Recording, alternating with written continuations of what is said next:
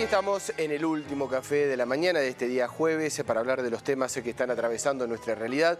Uno de ellos, sin lugar a dudas, fue la visita de la misión del Fondo Monetario Internacional a nuestro país, la exposición, qué es lo que dijo, qué es lo que no se dijo con el ministro de Hacienda, Martín Guzmán, en Congreso. Bueno, y también, por supuesto, ¿no?, del otro lado, las marchas que hubo en todo el país, como lo estuvimos reflejando, que toman una posición en contra de la llegada o contra las negociaciones o contra la actualidad que tiene Argentina con el Fondo Monetario Internacional. Y una negociación que recién empieza, porque todavía falta... Sí, bueno, con Alberto Fernández. Con Alberto Fernández quedan todavía las definiciones más importantes. Bueno, de todo eso vamos a hablar. Claro, en el último café. Para entenderlo desde la parte económica, para entenderlo desde la parte política, están con nosotros, nos acompañan Miguel Bosch, Santiago Polop, Miguel Bosch economista, Santiago Polop politólogo. ¿Cómo les va? Muchas gracias. No, por favor. Bien, gracias por la invitación. No, por favor. Qué momento, ¿no?, para hablar desde lo económico, Miguel. ¿Qué te pareció la exposición? ¿Se dijo algo? Porque hay algunas críticas que dicen, no se presentó el plan económico. ¿Se esperaba que se presente un plan económico a esta altura? ¿Era el momento? Hay dos preguntas, hiciste. ¿Se dijo algo y si es momento? Yo creo que nosotros tenemos siempre que tener un plan económico. O sea, no tenerlo ¿No lo tiene o no lo va a conocer? Vamos a dejarlo, no lo sé. Pero, a ver, vos no podés estar en un mar sin un programa por donde vas a navegar, porque vas a terminar en cualquier lado. O sea, que tenerlo tendríamos que tener, y después está en la estrategia, si conviene comunicarlo o no conviene comunicarlo. La estrategia no tengo condiciones para responderte, porque quizás yo creo que parto de otras bases que no lo logro entender. Porque acá hay un problema que es de corto plazo increíble de entender y de largo plazo increíble porque no lo analizamos, no nos ponemos a hablar. En el corto plazo no puede ser que alguien te preste contra que le tengas que pagar el 10% del PBI. No hay forma. O sea, yo no logro entender que cualquiera le preste a alguien que diga, che, pero no me lo va a pagar. Claro. No hay forma que lo pague. Es decir, el fondo mismo, voy a decir que el fondo sabía que Argentina no lo iba a poder pagar. El fondo y todo lo que le prestaron. Está bien. Sí, los privados. Claro. Pero hay otro detalle, eso es el hoy y es difícil de entenderlo, realmente es difícil de entenderlo. Y prefiero decir que no lo entiendo a decir una barbaridad. Pero también hay otro detalle, en 37 años tuvimos 6 superávit. ¿Y por qué hablo de esto? La suma acumulada, nominal, sin interés, de todos los déficits, neteado con el superávit, da 292.000 millones de dólares. ¿Cuál es la deuda nuestra, saben? 307. Así si alguien me dice que no está asociado, entonces, pero no queremos. Claro, sí, pero nada. O sea, hay una relación muy fuerte en todo esto. Bueno, ¿y el equilibrio fiscal 2023? Pero claro. ¿O se dijo? Bueno. No sé. Entonces, a lo que yo quiero plantear... Pero lo que está claro es que los próximos años no los vamos a tener. No. Yo digo que tenemos dos instancias de análisis complejas que son difíciles de entender. Una es por qué le prestaron a un país todos los que le prestaron, ¿sí? Y por qué no aprendemos y seguimos hablando siempre de una frase para mí que no es válida, que en el largo plazo estamos todos muertos. Bueno, nosotros somos resultado de esto, de 37 años. Y ahora entonces respondo, voy a tratar de decirte algo con tu pregunta. No, yo creo que no hay plan. ¿Vos pensás que no hay plan? Es difícil definirlo cuando no tenés en claro lo que vas a negociar. ¿Qué programa puedo hacer yo cuando no sé lo que voy a lograr? Están esperando, a ver, depende de esto. Yo creo que sí. El plan que van a armar para el país. Yo creo que sí. Lo cual no es... los próximos 4 años. Es razonable de corto plazo, es malo de largo plazo. No podés salir al mar sin una hoja de ruta. Sin hoja de ruta. Lo que pasa es que esta negociación, claro, es tan importante que puede cambiar todo. Cualquier cosa. Claro. Imagínense que estamos hablando, y perdón, del 9% del PBI que vence este año. Digamos, de deuda, que es una cosa... Santi, ¿y desde lo político qué mirada se puede hacer? Desde lo político yo empezaría, digamos, por político unir... que es casi inseparable, ¿no? Exacto, empezaría por unir lo que se separó al principio, ¿no? Toda economía es política. Entonces, digo, de hecho la separación entre economía y política es una operatoria, digamos, que ocurre en el marco, digamos, de las ciencias sociales hacia fines del siglo XIX y que no es inocente y que pretende, digamos, desconectar muchas veces las decisiones económicas de los factores políticos, de las intencionalidades políticas. Entonces, ¿por qué se le presta, digamos, como decía recién el compañero acá, a la Argentina lo que se le prestó durante el gobierno anterior? Porque hay un grado de irresponsabilidad manifiesto en esos sujetos, ¿sí?, en los cuales, digamos, su apetencia era más política económica. Digamos, bueno, pero no le voy a echar la culpa al fondo porque lo fueron a buscar. No, pero por supuesto, a ver, el Fondo Monetario, ¿qué hace? Me vienen a buscar, yo les presto, a ver, no es ningún problema, ustedes me van a firmar un pagaré, me lo prestan. Pero sin embargo te diría más, te diría lo siguiente, digo, con el Fondo Monetario es mucho más probable que la negociación sobre el tema de cómo se les va a pagar sea más blanda que con el resto de los acreedores, con los fondos de inversión. Los fondos de inversión operan con otra lógica. El Fondo Monetario es una institución en la cual participan prácticamente todos los países del Define planeta. Estados Unidos. Define Estados Unidos, lo sabemos, pero eso tiene un formato institucional que seguir, que incluso violó ese formato institucional para prestarle lo que le prestó a Argentina. Claro, entonces hay un grado de responsabilidad muy grande en el directorio anterior del Fondo Monetario Internacional y un grado de responsabilidad inmenso en el gobierno anterior en cómo tomó la deuda con el Fondo Monetario Internacional y también con los acreedores privados, con los fondos de inversión privados, por esto que señalaba recién, por el tipo, digamos, de plazo para pagar. Argentina no puede pagar lo que tiene que pagar. No. Entonces, pero ¿a qué responde? Vuelvo a lo que empezaba. ¿A qué responde la situación en la que estamos ahora? Responde a un modelo de economía política que se sigue de ciertos dirigentes o de cierta dirigencia o ciertas formas de hacer política que en el caso del gobierno anterior fue estrictamente neoliberal. Un modelo de economía política en la cual se suponía, o nos hicieron creer, digamos, que con la apertura irrestricta de importaciones, que con la apertura, digamos, absoluta del cepo cambiario, con la pretendida lluvia de inversiones, a Argentina se le iban a resolver todos los problemas. Eso no funciona así, Santiago, no funcionó en ningún lado del mundo. Hay muchas cosas que coincido, pero nosotros tenemos un vicio. La culpa siempre la tiene otro. Es un vicio. Perdón que lo digo para generar, pero hablemos de 37 años de déficit. Somos nosotros. Somos 37 años. 37 años de déficit. Pero ¿cómo vamos a ser nosotros? No podemos poner que esto es una cuestión cultural. Pero porque si le echamos la culpa... No, yo creo que la discusión es de dos aristas. Y lo que pasa es que siempre cada uno quiere discutir una sola arista y no discute dos. Cuando vos tuviste 292.000 millones de dólares de déficit y lo primero que decís es la salida es salir a pedir plata, con un boicot, con gente atrás que te golpea y te dice, yo no te voy a pagar incluso. ¿Quién va a venir a prestar de calidad? Porque el mundo hay gente buena. En el mundo hay fondos buenos también. Hay individuos, fondos, ¿me entienden? Instituciones buenas también. Porque si no, creemos que todo es malo y nos da una tristeza que salimos de acá con ganas de llorar. Yo creo que el mundo es bueno. La sociedad tiene buenas y malas, por supuesto.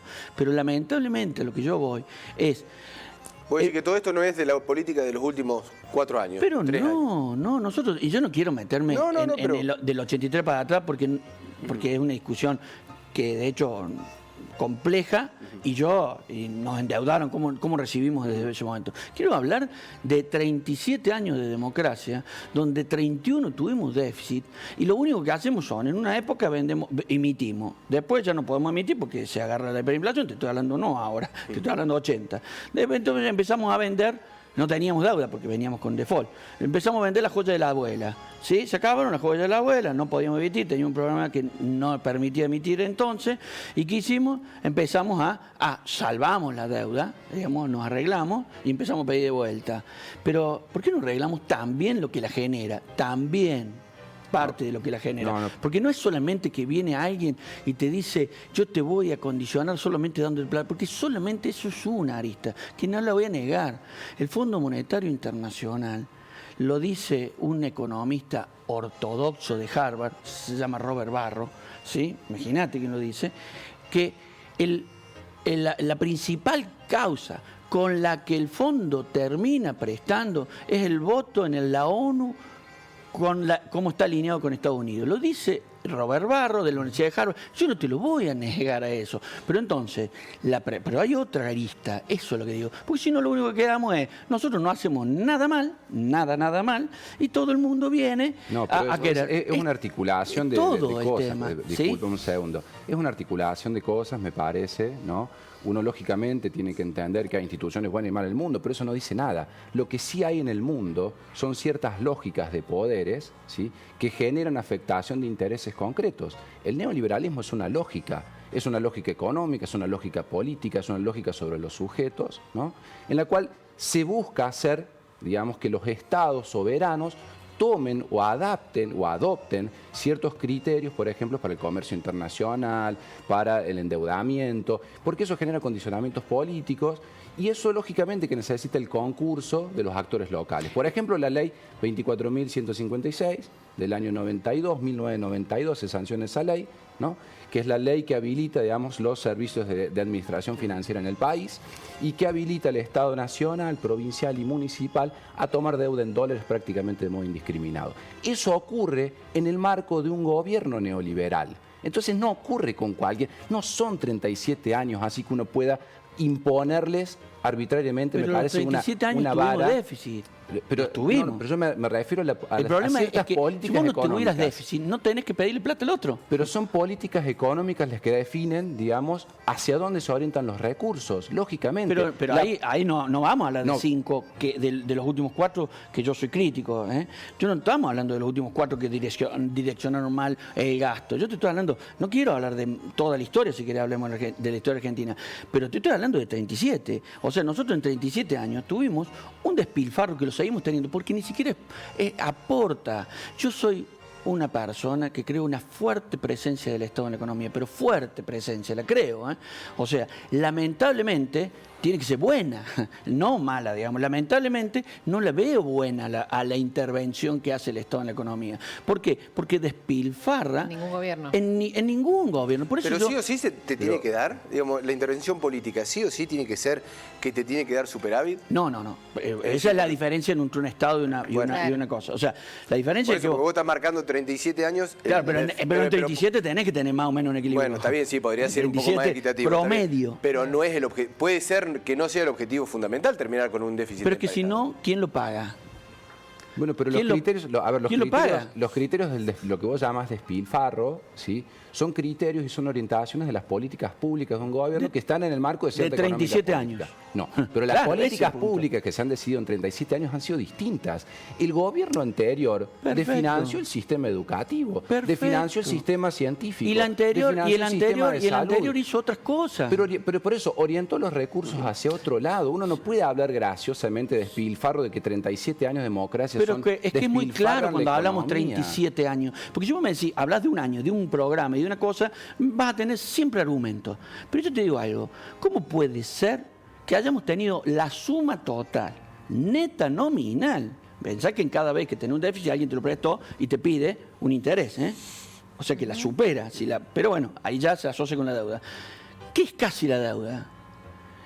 Che, y estamos hablando del de Cristina, Néstor no, son los años que hablo del superávit, Labaña y Duhalde no, son los 6 años que hablo del superávit, y después todo el resto déficit. O sea, Menem, Alfonsín. Entonces, yo lo que digo, y ahí es donde yo apunto, yo estoy de acuerdo con lo del fondo. Yo cuando me invitaron una vez acá, cuando lo volvieron a llamar al fondo, dije, el peor error, ¿saben por qué? Porque ahora sabemos a quién le echamos la culpa. O sea, pero el fondo no... A ver, no nos viene a hacer un favor a nosotros. El fondo tiene un estatuto que dice la decisión de ir al Fondo Monetario fue tomada por un gobierno elegido democráticamente. Está bien, ¿no? Claro, digo, hay que poner sobre la balanza. Aunque se saltearon algunos pasos democráticos como para ir al Congreso, por ejemplo, ir al Congreso, ¿no? Entonces, ¿qué es lo que pasa? Tampoco, digamos, nosotros tenemos cierta comprensión, porque tampoco ayudan muchas veces los mismos medios, digamos, que favorecen este tipo de políticas neoliberales y demás, para que la gente esté realmente informada de la gravedad de lo que está pasando, de lo que significa el nivel de endeudamiento que tiene este país, ¿no? De lo que significa muchas veces yo escucho hablar, no, porque con la plata de mis impuestos esto, con la plata de sus impuestos de todos nosotros, ahora tenemos que pagar una deuda que es imposible de pagar. Entonces, es una deuda que no genera producción, es una deuda que no genera empleo, es una deuda que no genera educación y que no genera salud. Y que fue una deuda, yo quiero recordar simplemente 2 datos. Cuando el gobierno anterior asumió, en el 2015, sacó un documento, si quiso circular por todas las cancillerías para entregar a los gobiernos, digamos, en que estaba cada cancillería de este país, en el cual informaba que el porcentaje de la deuda de este país era la menor en relación, digamos, al PBI y al valor en dólares de la deuda, de una de las menores de su historia.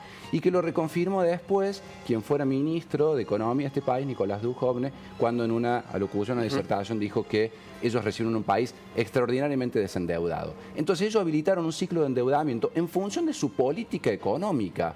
Y fue una política de endeudamiento que no se tradujo en producción, que no se tradujo en creación. Cosa, Santiago, pero, a ver, ¿cómo reducís déficit? Tenés que generar producción, hay tenés que parte generar de esos empleo. argumentos que son válidos, 100%.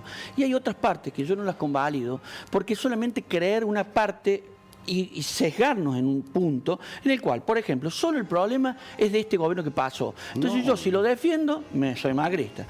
No, y nos ponemos así. Vos sabés, en la universidad vamos a comer al comedor, tenemos siempre los típicos charlas ahí y tenemos un gran problema porque cada uno siempre le quiere echar a un gobierno. Yo no quiero echarle a ningún gobierno. Yo no es un gobierno. Yo no quiero echar a un gobierno. Pero déjame terminar algo que te quiero plantear. Me decís de que el gobierno recibió, tal cual, estoy de acuerdo, y lo dejó re mal, tal cual, estoy de acuerdo. Pero había un déficit del 5% del PBI sin pagar deuda cuando lo recibe. El problema también fue, y es real, la hizo re mal, quédate tranquilo que yo no estoy defendiendo porque lo hizo re mal, incomprensible lo que hizo, pero había que hacer 2 cosas, o lo paraba al país, o lo endeudaba. Yo creo que el peor de los escenarios es que lo terminó parando y endeudando. Las 2 cosas. Pero hay algo importante. No me niegues el 5 del PBI. El 2015 en realidad es el 7,8 de déficit. Estamos hablando de una cosa increíble, ¿no? Sí, sí. Entonces, ¿cómo querés hacer? ¿No se puede vivir con déficit? Hay algunos países, hay potencias que marcan déficit. Sí, pero tienen... Pero no claro, perdóname, Mariano, porque... No. No, te juro, te pido disculpas, porque a mí me apasionó. Y en esta mesa me pasa mucho más. Bueno, está buenísimo que te ocurra. Cuando vos tenés... Te veo preocupado y está bien, yo también quisiera tener las cuentas a la par, pero entiendo que por una cuestión política, no siempre que te marquen el déficit, si vos tenés un país andando, un país produciendo, es tan grave. Bueno, pero el problema es cuando siempre es el déficit. Veamos ejemplos simples. Si todo lo que se emite es lo que demanda la gente, vos tenés un ingreso que no genera inflación, ¿sí? Y que cubre un déficit. Si un país puede vivir, eso se llama señoreaje. Un país puede vivir eternamente en déficit con señoreaje, que no es nuestro caso. Está claro. Las disputas internacionales de las monedas, en su momento Estados Unidos con Japón, después Europa fija su moneda, ahora lo quiere hacer China. Acuérdense lo que hace China. Mira, yo te quiero hacer un swap, se llama así. Te cambio cosas para tener mi moneda. Lo que te quiero es instalar una moneda de comercio y transacciones internacionales, lo cual ya te nombré 4, ¿no? ¿Pero por qué? Por muchísimas cuestiones. Y una de ellas, por el señoreaje. Hay muchas más, pero una de ellas es el señoreaje, es el ingreso que te está generando. Entonces vos podrías vivir, pero no es nuestro caso. El otro detalle es, nadie duda, muchos, de hecho, economistas keynesianos es un ejemplo, o sea, las políticas contracíclicas. Es decir, yo en recesión estoy gastando y está bien, tiene recursos y condiciones el Estado para hacerlo, los gobiernos, pero cuando crezco, corrijo el déficit. Nosotros no lo hacemos. Ese es nuestro problema. Por eso la otra vez hablábamos, de hecho, y hago un solo paréntesis en esto, la pobreza. Nuestro gran problema es la pobreza. Hay muchas cosas, pero cada vez que crecemos no resolvemos. Ahí es cuando la tenemos que resolver. Claro. Bueno, acá es cuando crecemos, resolvamos déficit. Bueno, es un problema también de distribución. A ver, porque vos podés generar, digamos, desarrollo económico, pero lo que tenés que generar a la par es que va de la mano. El desarrollo es con la distribución. Bueno, va de la mano. Por eso. No necesariamente van de la mano. Pero hablar de país desarrollado como una cuestión positiva, como modelo de desarrollo positivo, va de la mano con una buena y equitativa distribución. Exacto. Está claro. Pero bueno, pero vos para ¿no? poder distribuir también, tenés que enfrentar poderes fácticos. Cuando en este país se ha querido distribuir un poco más la riqueza, ha sido un gran problema. En el 2008 el país se paró por mucho tiempo, ¿no? Cuando se hablaba de una distribución... ¿Sabe qué pasa, Santiago? Pero ¿por qué no hacemos la misma analogía con Nueva Zelanda, Noruega, otros países que teóricamente éramos parecidos? ¿Por qué no comparamos estos países que éramos parecidos? Y cómo a algunos sí y a otros no. ¿Por qué? Porque a algunos, todos... A ver, Estados Unidos sale de la Segunda Guerra Mundial queriendo dominar el mundo, está claro, con un contrapeso de Rusia que hacía lo mismo. De hecho, bueno, hay una reunión que se intentaron... ¿Qué hace Estados Unidos para justamente salir? ¿Qué hace el Estado? Controla absolutamente la cadena de producción. Está bien. Absolutamente. En este país se cierra más que nunca. Es imposible. Cuando este país ha querido avanzar en el control de las cadenas de producción, por ejemplo, para que le paguen lo que corresponde a un productor lechero, un productor, digamos, de hortalizas, que le pagan miserias, y después cuando uno la va a comprar en góndola sale un precio ridículo. 50 veces más. Cuando se ha querido realmente intervenir en las cadenas de producción, ha sido imposible. Claro. ¿Por qué? Porque tenés poderes fácticos. Pero también son nuestros, son internos. Sí. Y por eso, a eso voy. Cuando son yo que internos quiero, y son externos. Exacto. No se puede modificar la ley de entidades financieras, por ejemplo, algún por día el lobby que tiene. yo le voy a pedir que me inviten, va a ser más largo. Vamos a poner las 7 causas. Pero vos venís también. Sí, por favor, con gusto, me gusta. No, pero aparte, yo tengo un muy buen concepto, Santiago, en serio. Sí, yo también. Las 7 causas que hablan de por qué estamos como estamos. Y ahí vas a encontrar las de afuera, las de adentro, la política, la economía, vas a encontrar. ¿Y sabes qué dice un autor? Son todas. Sí, no hay ninguna. No hay ninguna individual, son todas. Pero ¿sabes qué yo pido? Que veamos a todas y no solo focalicemos en una. Porque lamentablemente nosotros tenemos cosas para hacer y no las hacemos. No, por eso yo quiero dejar en claro esto. Yo señalé el Fondo Monetario Internacional, yo señalé, digamos, una dirigencia política, un espectro ideológico, digamos, en este país que hace concurso con su irresponsabilidad, ¿no? Y con su desfalco, digo, con el carácter casi ilegal, digamos, de cómo se tomó deuda y a quienes se participó en esa toma de deuda y en esos beneficios que se obtuvieron, ¿no? Mencioné, digamos, los poderes fácticos locales, digamos, ¿no? Que tenemos para hablar realmente de distribución de riqueza, ¿no? Entonces, hay una puja de poderes que tiene que ser analizado como una puja política de poderes, y en esos estados que vos nombraste, como por ejemplo Noruega, Nueva Zelanda, Suecia, países que nosotros admiramos, no se admite otra cosa. Pero es que estoy de acuerdo con eso. El Estado, como estoy de acuerdo con eso. Entonces, y ahí es donde está la coincidencia, Santiago, que no, o sea, también los quisieron pisar a otros, digamos, porque la realidad es que salieron 2 potencias dominantes.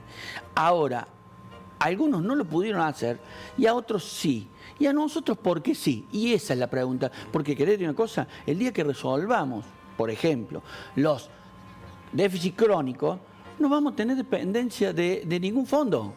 Y entonces va a ser más posible controlar eso. Yo por último agrego, digo, no creo que por tenga último, que ver, nos quedamos, ya nos están que tenga que ver con nuestra idiosincrasia cultural, ¿no? Sino que tiene que ver con un orden de poderes, digamos, que también ordena el tablero de situación y nos imposibilita como sociedad avanzar hacia esos lugares. Y hay poderes fácticos, reales, mediáticos, políticos, financieros, jurídicos, etcétera, etcétera, que obturan posibilidades reales del cambio y que nosotros, vos desde tu lugar, yo el mío, ustedes desde el de ustedes, tenemos la obligación casi ciudadana de revelar todo el tiempo para decir que hay que discutir cuando se discute deuda. No se discute solamente economía, se discute economía política. Sí, estoy de acuerdo. Sí. Ahí cerramos. Bueno, ahí cerramos porque nos quedamos sin tiempo. Muchas gracias, Miguel. Muchas gracias. Muchas gracias, Santiago, por aceptar la invitación y por los conceptos, realmente muy interesantes. Ya vamos a venir, te aceptamos la propuesta.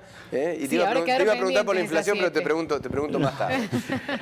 Nos vamos, Mechi. Nos vamos. Nos despedimos de este jueves. Nos vamos con música, a ver qué fue lo que eligió la gente entre los 2 temas que había propuesto Lalo Prete. Gracias. Gracias, nos esperamos mañana.